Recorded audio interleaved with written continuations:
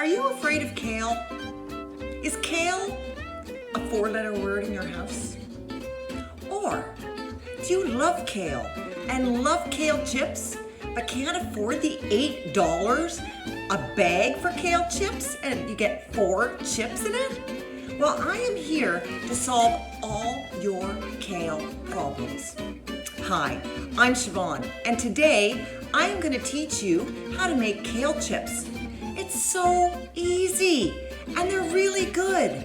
Even if you don't like kale, they're still really good.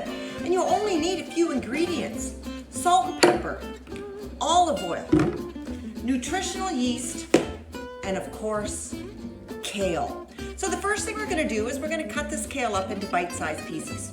Easier said and easier done. Every kale has a little spine. Sometimes the spines are really thin, and actually this one's really good. But if your kale has a really thick spine on it, look at what I'm doing. A sharp knife going down the spine of that kale takes that kale right off of that spine. Now these, again, like I said, they're really thin. They're really thin veins, so I can almost use it with them. So I'm going to take a bunch of this kale and I'm going to chop it. Okay, we're back. I've got my kale cut in bite-sized pieces. And what we're going to do is we're going to put them right on the cookie sheet. Parchment paper works best. I've tried it with foil and it kind of sticks. So if you've got parchment paper, lay out your parchment paper, lay out your kale flat on the parchment paper. Now I have quite a bit of kale here. It's not going to really be a single layer. So I'm going to split it up because you really do want to have it in a single layer to make sure that they all do get a little crunchy and a little cooked. So I'm spreading my kale, as you can see, on the sheet. And what I'm going to do is I'm going to sprinkle some olive oil over it. Now to make sure it doesn't glug, I kind of have to put my finger over it. So I'm going to sprinkle, just drizzling the olive oil over this. Little drizzle, I don't measure. And salt and some pepper. Here we go. And now I'm going to toss it with my hands because my hands are nice and clean. I want to get it evenly coated, and I'm all for less dishes. So if I cannot use a bowl, then that's great because this is going to serve me just fine. So I've got these nice and lightly coated, one layer, so I'm going to have to do 2 batches because I did a whole head of kale. One layer on the cookie sheet.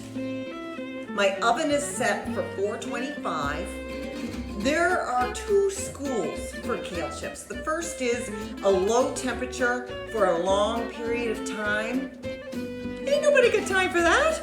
So I put it on a higher temperature for a shorter period of time.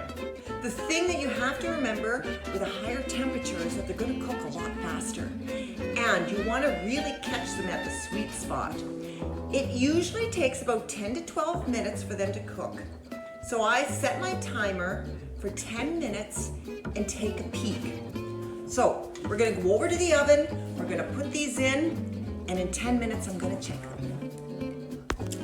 Okay, so I actually checked after 8 minutes because this is a new oven for me. I've never done kale chips. So I advise you, if it's a new oven or you're not sure, even set it for 8 minutes. And look at that, you're gonna get a little bit of a crispy brown. You don't want it to turn black.